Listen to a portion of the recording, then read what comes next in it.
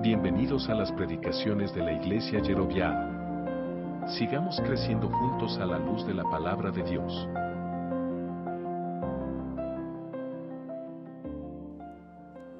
Muy bien, vamos a continuar con nuestra serie de estudios en la carta de Tito, si pueden acompañarme con sus Biblias.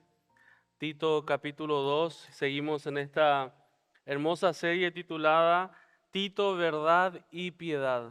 Tito, verdad y piedad. Y hemos ya atravesado el capítulo 1 estudiando varias verdades, el gran desafío que tenía Tito, la gran encomendación que recibió de parte del Señor, también a través del apóstol Pablo, esa tarea difícil que recibió Tito de ir a una ciudad complicada, compleja como Creta, en un contexto realmente difícil, pero vimos que Tito era un hombre que ya había quizás tenido algunas eh, experiencias complicadas al ir justamente a restaurar a la iglesia de Corinto, nada más y nada menos que a esa iglesia tan compleja también con tantos conflictos. Y veíamos en la primer prédica de esta serie que el carácter de Tito tuvo que haber sido un carácter tan pulido y tan equilibrado por el Señor,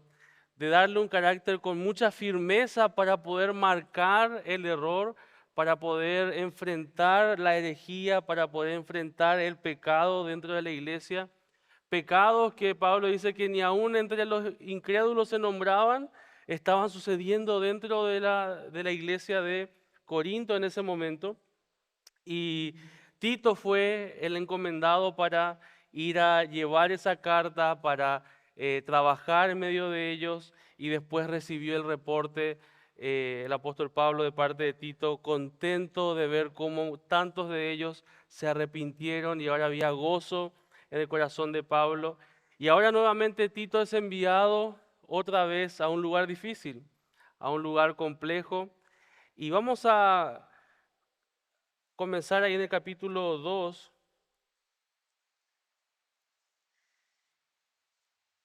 Tito capítulo 2. Y antes de leer el texto, quizás te habrás dado cuenta o quizás ni te diste cuenta que de a poco, quizás si diste vuelta en la ciudad en estos días, en el centro, en algún supermercado, en algún shopping, ya algunas tiendas se empiezan a teñir de verde y rojo. Ya empieza a salir el famoso pan dulce en el supermercado. Y ya uno dice, ya estamos muy cerca de escuchar el sonido de la cigarra, de oler la flor de coco, de escuchar músicas que nos recuerdan que ya llega Navidad y yo sin ti. Ya llega toda una época, una temporada donde justamente celebramos la Navidad, y una de las tradiciones quizás familiares que más disfruté y sigo disfrutando hoy ya con mi familia es esa tradición de armar el famoso arbolito de Navidad y ver como un árbol que en sí es lindo, un pequeño pino, una simulación de pino en nuestro caso, va tomando forma, va tomando color, cada uno va poniendo un adornito. Quizás cada año vamos tratando de conseguir más adornitos, ahora ya vienen adornos personalizados con los nombres, y cada uno tiene una pelotita con su nombre y cada vez inventan más cosas para hacerte gastar plata. Y están ahí en el arbolito. Y recuerdo desde pequeño disfrutar ese momento, de ir viendo cómo se va llenando el árbol, y llegaba el momento donde quedaba solamente la estrellita de la punta del árbol, y era el encargado de mi papá, y yo anhelando siempre, ¿cuándo voy a ser yo? Bueno, hoy en día yo pongo la estrellita en mi casa, así que no importa cuánto Ian llore, cuánto zapatee, yo pongo la estrellita. Así que es hermoso ver cómo cada uno va poniendo algo para adornar ese arbolito. Y ese arbolito queda realmente hermoso en toda esa época, prender las luces cada noche, disfrutar con la familia alrededor del verdadero significado de lo que nosotros conocemos como la Navidad. Este capítulo de Tito justamente me llevó a recordar ese cuadro, esa escena donde cada uno tiene que ser parte de adornar algo, de embellecer algo. Y vamos a encontrar en este pasaje un llamado a que nosotros como familia de la fe adornemos lo que dice literalmente el texto, la doctrina. Así que el título de este sermón, de este mensaje es Adornando la doctrina. Acompáñame, vamos a leer capítulo 2, versículo 1 al 10. No vamos a estudiar todos los pasajes, pero es justamente la sección en donde vamos a introducirnos desde esta mañana y vamos a continuar las siguientes semanas también. Dice Tito capítulo 2, versículo 1, pero tú habla lo que está de acuerdo con la sana doctrina. Que los ancianos sean sobrios, serios, prudentes, sanos en la fe, en el amor, en la paciencia. Las ancianas asimismo sean reverentes en su porte, no calumniadoras, no esclavas del vino, maestras del bien, que enseñen a las mujeres jóvenes a amar a sus maridos y a sus hijos, a ser prudentes, castas, cuidadosas de su casa, buenas, sujetas a sus maridos, para que la palabra de Dios no sea blasfemada. Exhorta asimismo a los jóvenes a que sean prudentes, presentándote tú en todo como ejemplo de buenas obras, en la enseñanza mostrando integridad, seriedad, palabra sana e irreprochable, de modo que el adversario se avergüence y no tenga nada malo que decir de vosotros. Exhorta a los siervos a que se sujeten a sus amos, que agraden en todo, que no sean respondones, no defraudando, sino mostrándose fieles en todo, para que en todo adornen la doctrina de Dios nuestro Salvador. Vamos a orar. Padre Santo, gracias por el privilegio de poder abrir tu palabra. Y en este momento queremos rogarte, Señor, que en tu luz podamos ver la luz. Que tu Santo Espíritu nos guíe a tu verdad y podamos comprender, podamos discernir aquellas cosas que solamente se pueden discernir y entender espiritualmente. Háblanos, te rogamos, Señor. Te pedimos que más allá de las distracciones, de los pensamientos que nuestra carne quiere poner, Señor, para entorpecer la llegada de tu palabra a nuestras mentes, ayúdanos a estar atentos, a estar sedientos de tu palabra, a querer escuchar tu voz. Padre, utiliza este tiempo para tu gloria, para que corazones puedan ser movidos, quebrantados, puedan ser abiertos nuestros ojos. Si en alguna cosa, Señor, estamos fallando, estamos pecando, podamos acudir, correr a ti, Señor, para encontrar el perdón, el oportuno socorro de nosotros mismos, Señor. Háblanos en esta mañana, te rogamos. Háblanos a través de tu palabra y que el glorioso nombre de Jesucristo sea glorificado y exaltado. Oramos y en su nombre te pedimos todo esto. Amén.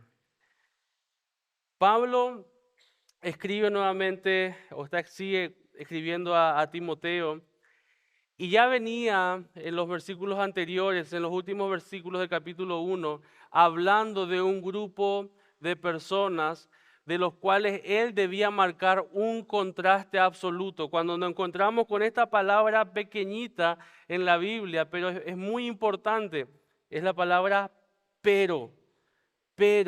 Eso marca un contraste absoluto con lo que está diciendo antes. ¿Qué está diciendo antes o de quién está hablando el apóstol Pablo antes?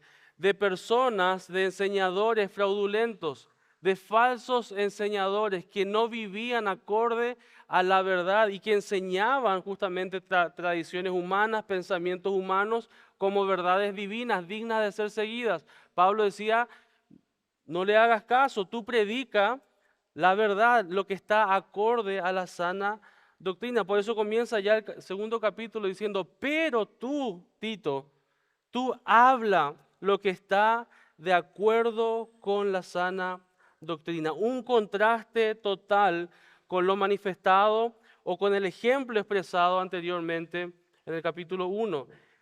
Pablo está llamando a Tito a marcar una diferencia absoluta con aquellos que engañan, los que tienen ese gran disfraz. Si leemos versículo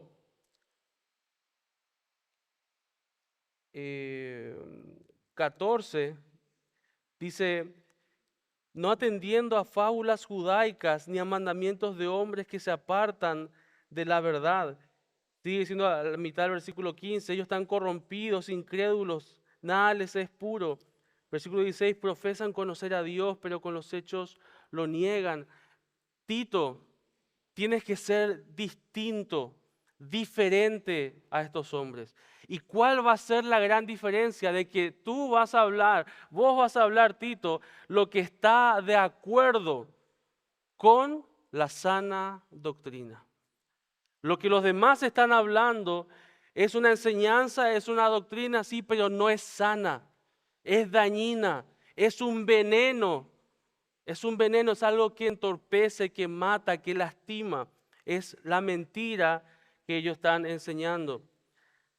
Es interesante que Pablo, versículos atrás, le está llamando a cerrarles la boca. Versículos 10 dice, porque hay aún muchos consumaces, habladores de vanidades y engañadores, mayormente los de la circuncisión, los judaizantes, a los cuales dice, es preciso que, ¿qué dice? Ser diplomáticos con ellos, ser tolerantes, darles un tiempo para que se calmen. ¿Qué le dice Pablo a Tito? Tápales la boca. Había falsos mensajeros en esas iglesias, en esas comunidades de fe en Creta, judaizantes que empezaban a distorsionar el evangelio, a querer introducir filosofía humana, tradición humana, distorsionando la verdad del evangelio. Pablo le dice a Timoteo, a Tito, perdón, Tito, tápales la boca. No les dejes hablar. No aceptes su discurso. No dejes que ellos enseñen en la congregación. No aceptes sus verdades, entre comillas. Pero él debía hablar.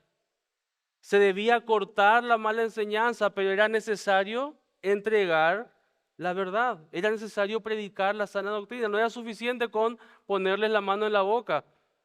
El silencio no era una opción. La sana doctrina, la verdad tenía que ser enseñada, tenía que ser anunciada. No importa cuán inteligentes podían sonar, no importa cuán filosóficas podían ser sus razonamientos, no importa el nivel intelectual que ellos podían presentar, no importa la influencia o el poder que estos enseñadores tuvieran, no debían ser escuchados, no debían ser atendidos. Sus bocas debían ser calladas, sus voces debían ser apagadas en medio de la congregación, en medio del pueblo de Dios, de los redimidos por Cristo. No era aceptable un evangelio, una enseñanza que no fuera acorde a la sana doctrina.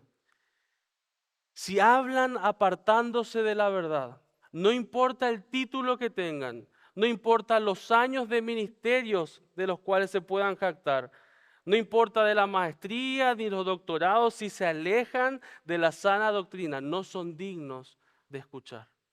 Tenga el apellido que tenga la congregación que tenga los ministerios que tengan, si se despega de la palabra de Dios, esa persona, ese enseñador no es digno de escuchar y menos de seguir.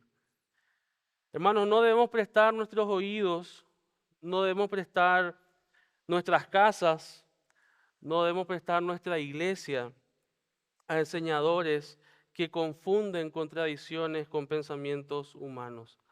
Tenemos que estar muy atentos, con los ojos muy abiertos y con los oídos refinados y obviamente conectados a la palabra de Dios para poder identificar el error, para poder identificar la falsa doctrina, la mala enseñanza y poder callar esas enseñanzas. No solamente en nuestras iglesias, en tu hogar, en tu casa, tu familia, tienes que tener mucho cuidado. ¿Qué doctrina se le está enseñando? ¿Qué filosofía está entrando ahí? Cualquier cosa que no se acomode a la palabra de Dios tiene que ser silenciado. La verdad tiene que prevalecer.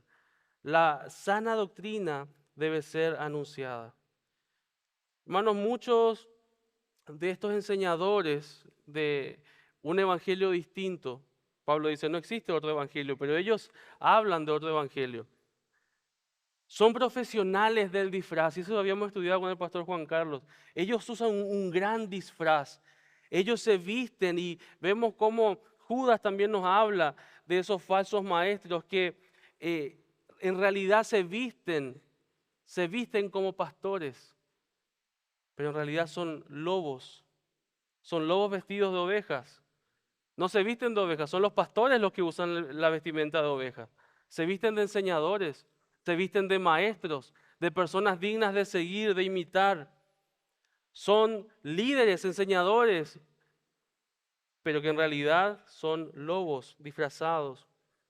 Son motivadores que caen bien al oído, te hacen sentir bien, le dan un masajito a tu ego y sales muy animado, muy entusiasmado de esas charlas o de ese coaching religioso, donde el pecado no es confrontado, donde la verdad no es puesta en alto, donde filosofías huecas y humanas, vacías, son puestas en alto, ideas psicológicas, ideas filosóficas que no se ajustan a la palabra de Dios.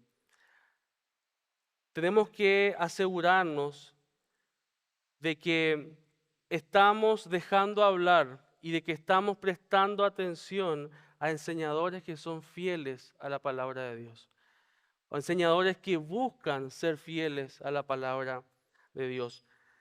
Pablo le decía a Tito, Tito, yo sé de todo lo que ellos están hablando.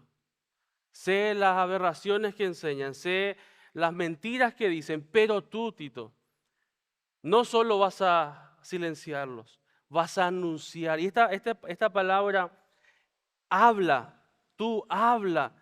La versión de las Américas la traduce como enseña, otras la traducen como predica, anuncia, predica, enseña, habla lo que está de acuerdo con la sana doctrina. Tito, no queremos escuchar tus ideas.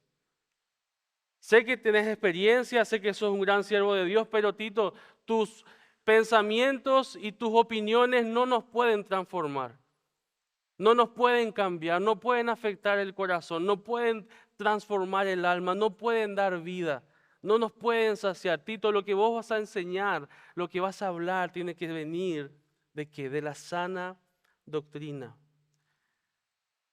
Ahora, la gran pregunta es,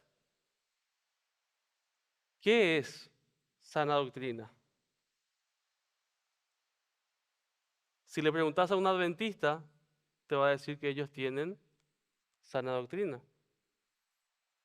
Si preguntas a cada una de las cientos de denominaciones que hay en el mundo evangélico, cada uno de ellos van a decir que tienen la sana doctrina.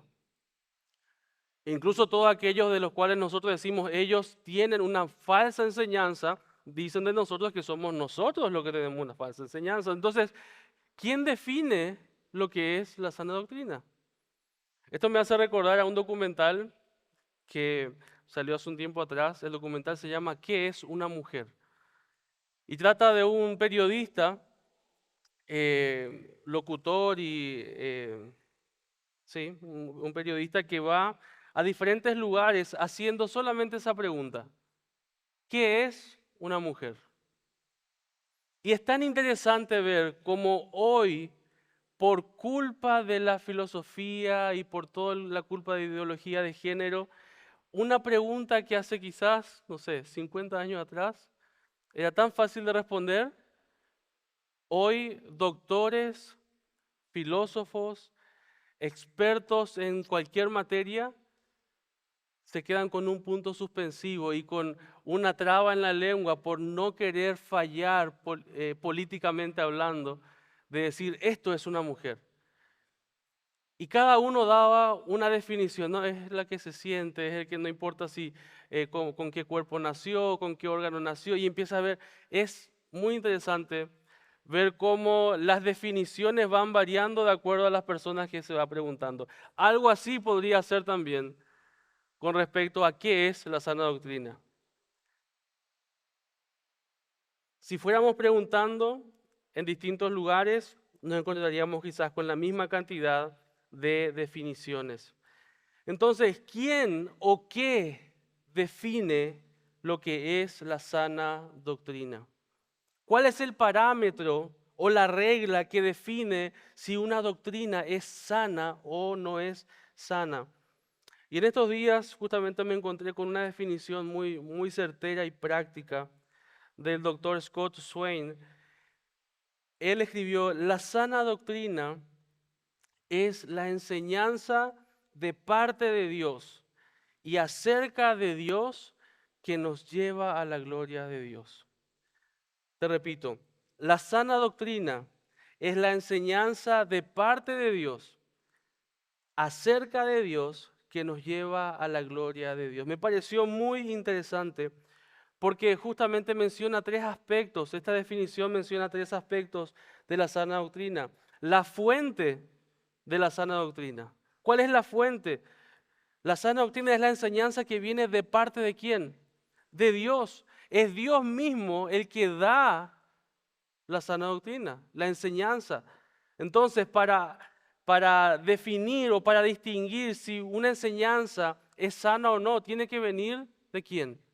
De Dios. ¿Cuál es la fuente? Lo que Él reveló, manifestó en su palabra a través de sus profetas y sus apóstoles. Es su voluntad revelada, es como Dios ha manifestado todo su propósito, su voluntad para con nosotros, para nuestra redención, para nuestra salvación, para nuestra vida de piedad. Todo se nos ha sido dada en su palabra. Él decidió revelarse en su libro, en las Sagradas Escrituras, y es en primer lugar la Biblia la que mide lo que es la sana doctrina, es su regla. Es la fuente de la sana doctrina. Cualquier idea que no se ajuste, que no provenga de la palabra de Dios, debe ser rechazada, debe ser puesta a un costado, no debe ser oída. Pero no solamente es la sana doctrina una enseñanza que viene de parte de Dios, sino que es una enseñanza acerca de Dios. Él es el foco. Él es el objetivo, Él es el objeto de la sana doctrina. Saben que muchos incluso pueden tener el principio de sola escritura, muchos pueden tener el principio de sola escritura, pero al momento de llegarse a la Biblia, Dios no es el foco, son ellos mismos. Y muchas veces llegamos con esa perspectiva a leer la palabra de Dios. A ver qué Dios tiene que decir acerca de mí. Cuánto Dios me tiene que dar, cuántas promesas Él me ha dado, cuánto yo le puedo reclamar, cuánto yo puedo decretar, cuánto yo puedo reclamarle, cuánto yo puedo exigirle, y cuánto me puede dar, más. Yo soy el centro, el foco. La sana doctrina enfatiza la enseñanza que no solo es de parte de Dios, sino que es acerca de Dios. Él es el foco, no nosotros. Y también abarca la finalidad de la sana doctrina. Por eso la definición dice, la sana doctrina es la enseñanza de parte de Dios acerca de Dios que nos lleva a la gloria de Dios. La fuente, el foco, la finalidad. La finalidad de la sana doctrina es llevarnos a una vida, a una práctica que glorifique a Dios. Hermanos, la sana doctrina no se limita a algo teórico, no es letra muerta, no es un escrito, no son páginas con letras, con palabras simplemente. La sana doctrina tiene ese fin principal, tiene esa finalidad de llevarnos a una vida que glorifica a Dios. Hermanos, la sana doctrina no es meramente teórica, no es solamente informativa, no es para informarte, no es para hacerte más cabezón o cabezona, no es para hacerte más inteligente solamente. Tener buena y sana doctrina apunta a tener principios y verdades, pero también actitudes y acciones que están de acuerdo con la verdad bíblica.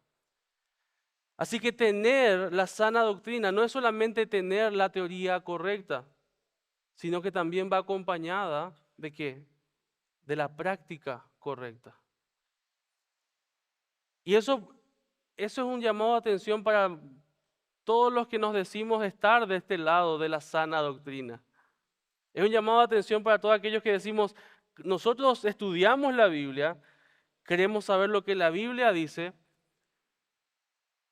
pero ¿sabes lo que es al final? Lo que al final demuestra cuál es tu doctrina, tu práctica. Ahí se manifiesta tu fe. Puedes tener una declaración de fe espectacular, puedes tener una confesión de fe intachable, pero en la práctica, la sana doctrina tiene su fuente, tiene su foco y tiene una finalidad. La sana doctrina obviamente no se define por nuestras acciones. Yo no defino la sana doctrina con mis acciones, sino que yo manifiesto cuáles son realmente o cuál es mi doctrina con mis acciones. Es como parecido a lo que Santiago decía. ¿Tienes fe? ¿Cómo se manifiesta esa fe? A través de las obras. Tus obras manifiestan si tu fe está viva o es una fe muerta. Tus obras manifiestan si tu doctrina es sana o es mala. Es tu práctica también. Es tu forma de vivir. Es la vida diaria lo que muestra cuál es tu verdadera doctrina, porque confesionalmente podemos ser muy correctos. Podemos adherirnos a confesiones bautistas aquí, confesiones allá, y históricamente ser muy correctos. Pero ¿qué hay de la sana doctrina que tiene y cumple esa finalidad de llevarnos a tener una vida práctica que glorifica al Señor? Ese es el fin principal de la sana doctrina. ¿De qué sirve una doctrina tan correcta? ¿De qué sirve una regla tan estricta si al final no hay cambios en nuestra vida? Si al final no hay ajustes, no hay transformación. Hermanos, podemos estar convencidos de algo que es bíblico, sólido, incluso es de mucha ayuda para nosotros, pero nuestra manera de actuar hace todo lo contrario a embellecer lo que profesamos. Nuestra manera de actuar va totalmente en contra y nos olvidamos de que nuestra vida es una demostración clara de nuestra doctrina. Tu vida es una demostración clara de lo que crees. De labios para afuera puedes tener muy buena teología, pero es tu vida la que demuestra cuán buena es tu doctrina. Y de labios para afuera, déjame decirte que hay muy buenos teólogos. Pero Dios no quiere buenos teólogos. Dios quiere hijos piadosos, que tienen la verdad y que viven esa verdad en una vida de piedad. Por eso el foco de Tito es eso, verdad y piedad, verdad y piedad. O algunos llaman más técnicamente ortodoxia, ortopraxis. Conocimiento correcto, práctica correcta.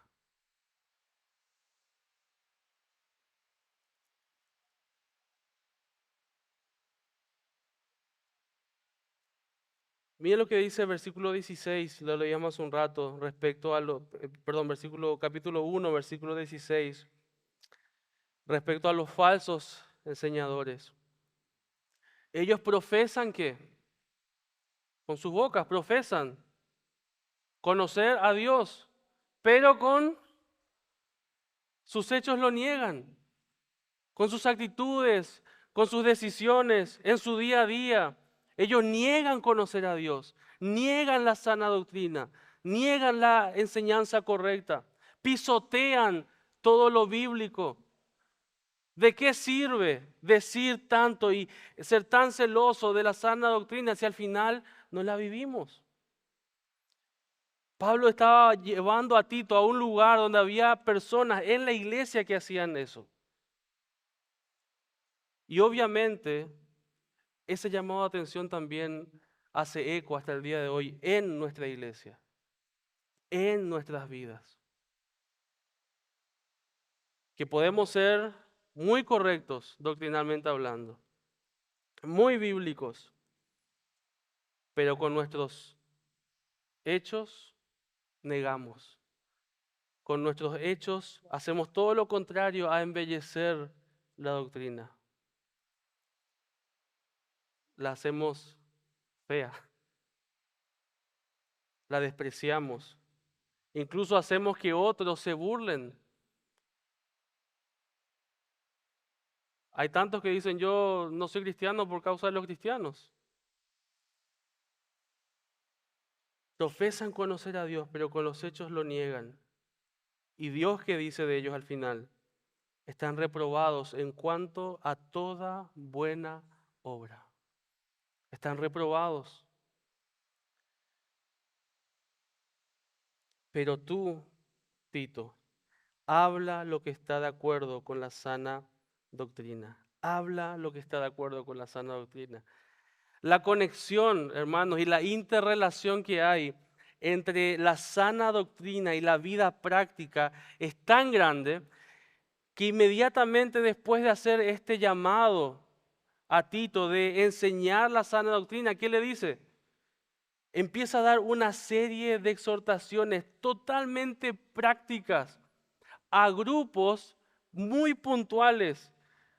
Son misiles teledirigidos, van así directamente. Enseña a los hombres ancianos, enseña esto. Que sean así, que no hagan esto. A las mujeres ancianas enseña esto. A los jóvenes, a las mujeres jóvenes esto. A los hombres jóvenes aquello. A los líderes esto. A los que trabajan, a los que tienen jefes esto.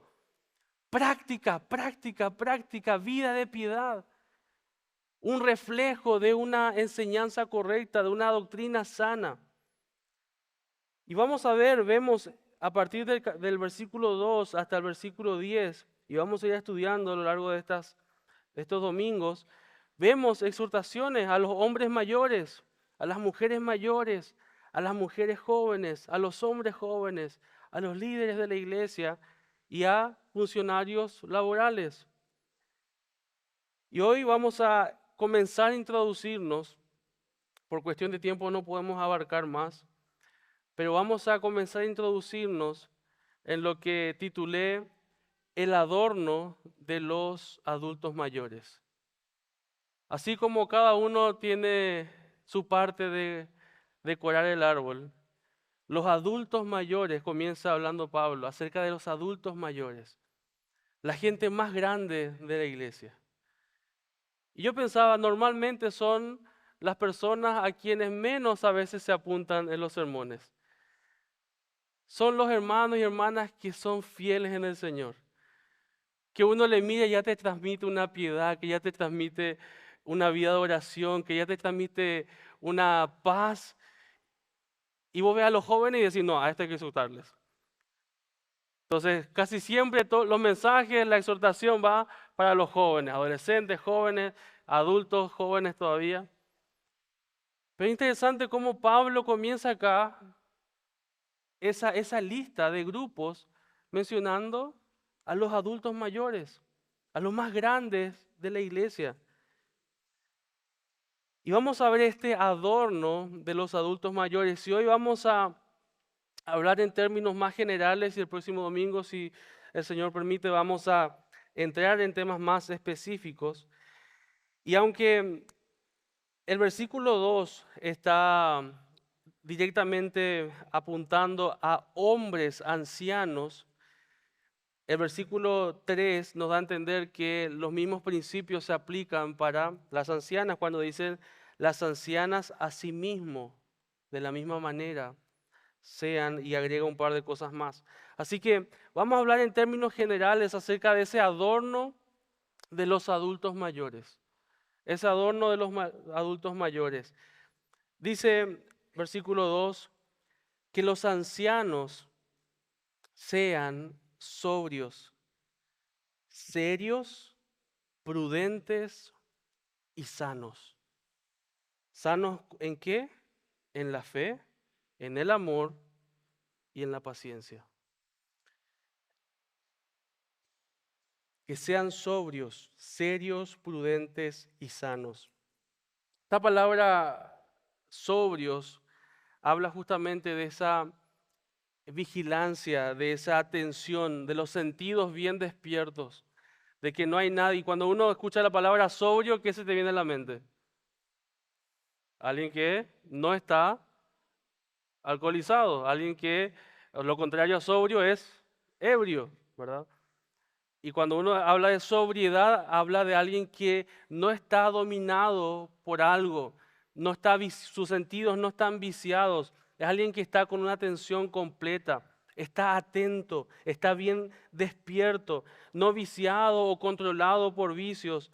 Y hermanos, acá estamos hablando a personas mayores, a personas adultas que la Biblia llama ancianos, quizás por cuestiones culturales puede variar lo que ellos llamaban ancianos y lo que nosotros llamamos ancianos hoy, pero son justamente aquellos que tienen más edad dentro de la iglesia. Son aquellos que tienen más experiencia en esta línea histórica de vida y han acumulado por la gracia de Dios y la misericordia de Dios más años. Llama a que estén sobrios. Y uno podría pensar, ya a una edad adulta, ya a una edad de abuelo, de bisabuelo, bisabuela, ya la carne debe estar amansadita, ya debe estar, los apetitos de la carne ya deben estar muy tranquilos, pero acá Pablo llama a Tito, exhorta a estos hermanos adultos a que estén sobrios. Aún con edad avanzada, querido hermano, con mucho amor, con mucho respeto, sos propicia a caer en pecado. Hasta la tumba vamos a llevar este cuerpo de muerte, de quien Pablo decía, ¿quién me va a librar? Sigo haciendo lo que no quiero y lo que no quiero, eso hago. Y ¿quién me va a librar de este cuerpo? Va a ser hasta el final. Así que querido abuelo, querida abuela, bisabuelo, bisabuela, hombres y mujeres mayores de la congregación, debes seguir atento, atenta en guardarte sobriamente para el Señor. Ser un adulto sobrio, no estar controlado por ninguno de los excesos que tenemos disponibles en este mundo. Aún con la edad avanzada, seguir siendo propenso, propensa a caer en el engaño del enemigo, a caer en el engaño de tu carne. El Señor te llama a estar atento, con los sentidos bien despiertos. Y esto principal y fundamentalmente está dirigido a hombres masculinos, varones, si es que le faltó alguna aclaración, machos, sobrios, sin nada que esté distorsionando tus sentidos, sin nada que esté ocupando el lugar que el Señor solamente debe ocupar. Sin importar que tengas muchos años, incluso en la fe. Lastimosamente, cada día o cada cierto tiempo nos enteramos, escuchamos de tristemente personas que edad avanzada, 70, 75 años, y uno dice, ¿cómo? Y uno se mira a sí mismo y dice, Señor, ¿qué hay de mí? ¿Cuánto debemos cuidarnos? ¿Cuánto debemos velar por guardarnos en sobriedad, atentos? El Señor te llama, querido hermano, hermana, a ser un adulto sobrio. No solamente sobrio, sino también serio. Y acá no está hablando de tener una cara de amargado, no te habla de no ser risueño. No, el pastor dijo que hay que estar serio, así que yo ya no sonrío a nadie. No. Esta seriedad justamente, es muy interesante la palabra en griego, da la idea de alguien que es fácil de respetar, alguien que es respetable, alguien que con su forma de ser, con su carácter, con su integridad, con esa sobriedad que tiene, es sencillo de respetar. Uno lo ve ya en estima, porque vive, como dice la palabra, justa y sobriamente.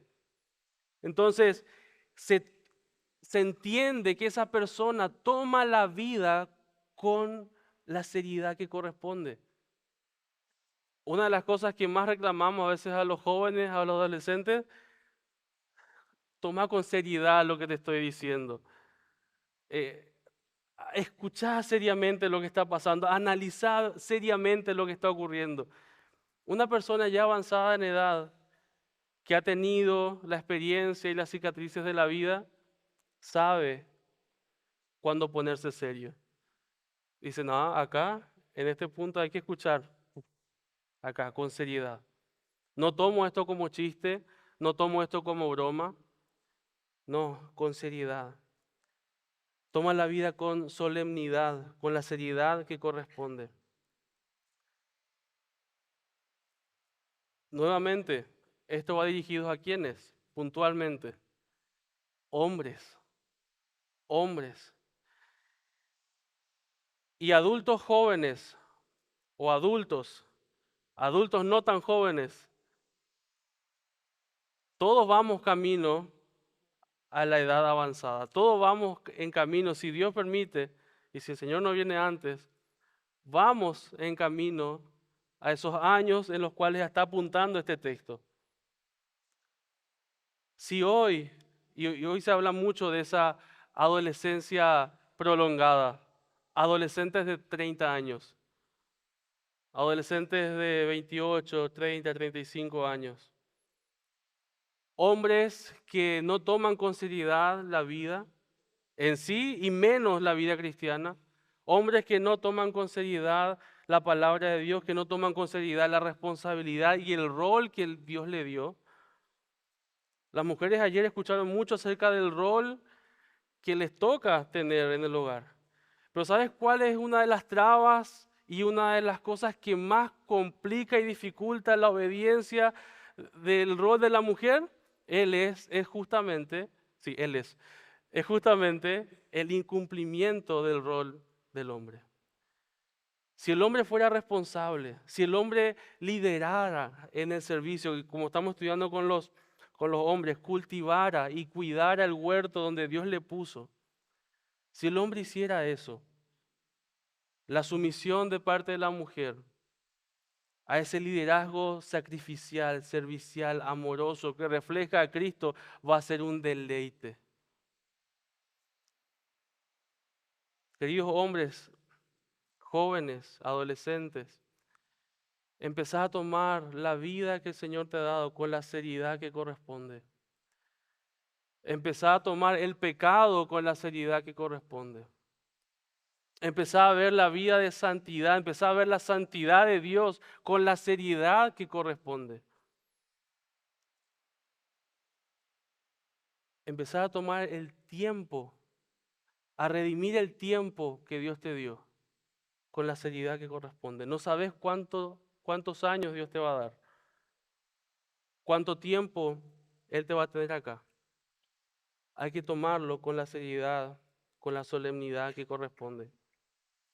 Continúa diciendo, no solo sobrios, no solo serios, sino también prudentes, prudentes.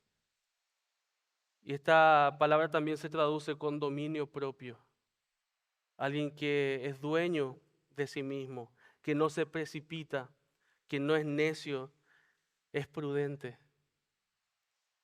Justamente alguien que está en los años ya más experimentados, ya ve el panorama con más calma, con más prudencia. Por eso, jóvenes, es importante que escuches cuando alguien de más experiencia o de edad te dice, cuidado, yo ya pasé por ahí y acá está esta cicatriz por eso. Me subí a ese árbol, me caí, me dolió. No esperes a subirte y caerte para comprobarlo. La Biblia habla que los jóvenes se caracterizan por su necedad. Está arraigada el corazón del joven. Y con los años el Señor quizás va cambiando, va transformando y podemos ser tan bendecidos, tan beneficiados de hermanos que son prudentes, que nos transmiten esa sabiduría también. Pero no solamente prudentes, y acá en este último punto me voy a centrar un poco más. Dice sanos, sanos en la fe, en el amor, en la paciencia. ¿Por qué llama la atención que Pablo utilice y el Señor haya querido que se utilice esa palabra, sanos? Es interesante que precisamente en esos años de adultez, en esos años de edad avanzada, lo que la mayoría de las personas menos se sienten es sanas. A medida que el tiempo avanza, este cuerpo se va deteriorando. El destino de nuestro cuerpo, físicamente hablando, es decadente. Ya no tenés las fuerzas de hace 20 años atrás, hace 30 años atrás, la agilidad, la velocidad. Pero acá el Señor llama a que estés sano, no físicamente hablando. Obviamente hay que cuidarse, hay que hacer todos los ajustes necesarios, pero el énfasis es que seas sano ¿en qué? En la fe, en el amor y en la paciencia. Esta palabra fe del griego pistis habla de fidelidad. Sanos en esa fidelidad, en esa fe. Tanto lo que crees como lo que vives, saludable en tu fe. Amor habla también de ese amor ágape, que no produce ningún ser humano, viene directamente de Dios. Solamente un hijo de Dios puede tener ese amor que viene del Señor, ese amor ágape. Solamente podemos tener, disfrutar, entregar, compartir ese amor que viene de Dios si estamos conectados a Dios. Desconectados de esa fuente de amor ágape, el amor que vamos a dar es un amor totalmente carnal, es un amor condicional, es un amor que está esperando algo en retribución, no el amor de Cristo. Pero acá están llamados los ancianos, los adultos mayores, a amar como Dios ama, a estar conectados con Dios, a recibir ese amor de parte de Dios y a compartirlo. Ser sanos, saludables en ese amor. Te puede fallar cualquier órgano, pero esto no te tiene que faltar. Fe, amor, paciencia. Paciencia, upomone, esa perseverancia de alguien que ha aprendido a estar abajo de circunstancias difíciles, abajo de problemas y ha perseverado por la gracia de Dios. Esa paciencia debe estar sana, esa perseverancia. El curso natural de nuestro cuerpo físico va en declive y eso es inevitable. Ya los años de fuerza van pasando, de velocidad, de agilidad, todos esos años van quedando atrás y pareciera que el futuro no es esperanzador. Los médicos cada vez te encuentran algún chiche nuevo, algún amortiguador que ya no funciona y no hay mucho cambio de repuesto que se pueda hacer. El futuro parece nublado. Pero, pero, hay algo glorioso que solo el Hijo, la hija de Dios puede experimentar y puede vivir y puede disfrutar. Aquellos que están avanzados en edad, si se mantienen cercanos a su Señor, con el pasar de los años, aunque su salud física pueda decaer, aunque su salud física, aunque su cuerpo pueda funcionar menos, su salud espiritual se fortalece. Su alma se nutre. Aquel que ha pasado, aquella que ha pasado años y años y años en la fe, puede disfrutar, puede tener una salud espiritual que otros que están comenzando esa vida cristiana, otros que están ahí a la mitad de la carrera, no lo disfrutan. Pablo lo dice claramente en 2 Corintios 4:16. Por tanto, no desmayamos, aunque nuestro hombre exterior se va desgastando, el interior no obstante se renueva de día en día. El cuerpo se va desgastando, pero el hombre interior se va renovando. Saludable, vivo eternamente por dentro. En fe, en amor, en paciencia. Aquel que se fortalece, aquel que su alma se aferra más al Señor, experimenta más del Señor, disfruta de caminar esa cercanía, de estar avanzado en ese trecho del camino de santificación. Y hermano, si estás acá y te consideras de ese grupo, de decir, sí, ya estoy en esa edad, o estoy entrando, o estoy cercano, el futuro es esperanzador. Porque este cuerpo físico va a pasar. Al polvo va a regresar. Vamos a ser hechos totalmente nuevos, totalmente renovados, sin manchas, sin arrugas, mujeres, sin arrugas, dice la Biblia. Totalmente nuevos. Pero el espíritu, ese hombre interior, esa mujer interior, se renueva de día en día. Sé que no son muchos quizás los hermanos en ese rango de edad en nuestra iglesia, pero los que tenemos son un regalo del Señor. Los que tenemos son una bendición para nuestra iglesia. Y quiero dirigirme con mucho aprecio por lo que el Señor puede seguir haciendo con tu vida. Yo sé que hay algunos que ya han criado a sus hijos, ahora están malcriando nietos, otros que inevitablemente van por ese camino. Y déjenme decirle que el enemigo no se ha rendido con ustedes. El enemigo va a querer hacerte creer que ahora que tu salud no es la misma, que tus fuerzas no son las mismas, podrías justificar ciertos excesos, podrías justificar ciertos descuidos. O también va a querer engañarte y decirte y llevarte a creer que ya no sos útil ni necesario.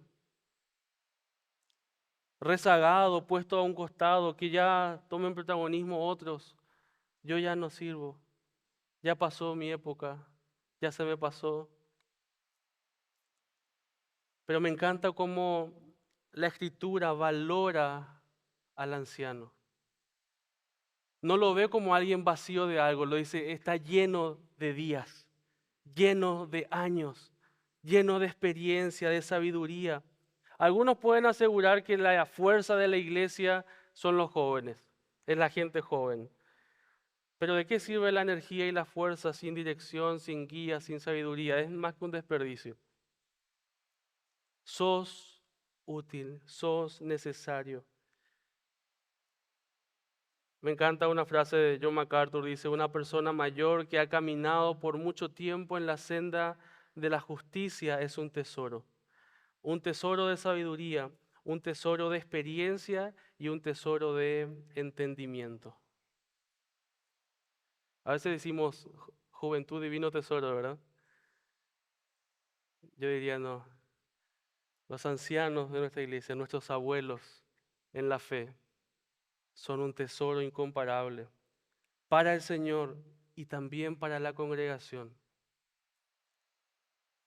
Querido abuelo, querida abuela, bisabuelos presentes, el Señor tiene planes, propósitos más grandes de lo que te imaginas con tu vida. Él quiere utilizarte. Él quiere seguir bendiciendo a otros a través de tu piedad, a través de esa vida de oración que llevas. Y jóvenes, adolescentes, disfrutá, exprimí ese tesoro. No vas a conseguir mayor guerrero de oración que un abuelo o una abuela. Compartí tus motivos, acercate a pedir consejo, conocer sus historias, cómo conoció al Señor, cómo se casó, cómo crió a sus hijos, cómo está criando a sus nietos. Informate porque no sabes todo. Deja de ser tan orgulloso, tan necio. Consultá con esas personas a quienes el Señor ha mantenido por años en el camino de fidelidad. Aprovechar ese recurso. No tenemos demasiado, ojalá hubieran más y más y más en la iglesia. Pero los que tenemos hay que aprovecharlos.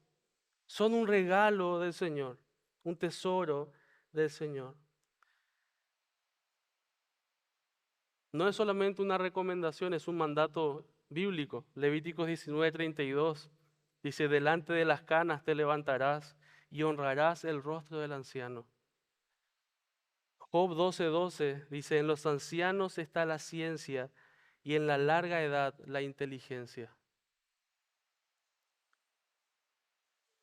Haríamos muy bien en valorar a esos hermanos, a esos guerreros de la vida de la fe, que modelan una vida de fidelidad.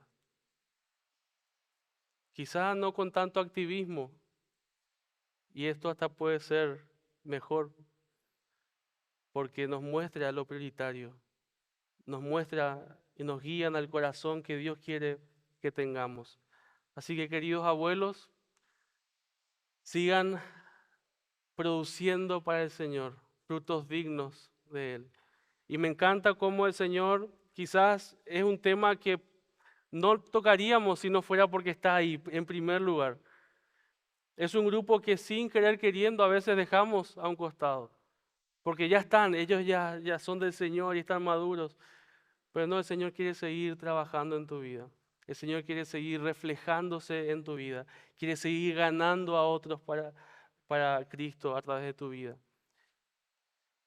Y jóvenes, adultos jóvenes, valoremos, cuidemos, acompañemos, aprovechemos estos tesoros que tenemos en nuestra iglesia. Queridos, amados, adultos mayores, sos espiritualmente relevante en tu iglesia. Sos vital para tu iglesia, para el cuerpo de Cristo. El cuerpo de Cristo te necesita. Sos parte de este cuerpo y te necesitamos. Y te necesitamos saludable en fe, en amor y en paciencia. Los demás grupos ya nos vendrá la exhortación más adelante. Le damos gloria al Señor por su palabra, por animarnos en cualquiera sea la edad en que nos encontremos, cualquiera sea la experiencia que estemos pasando.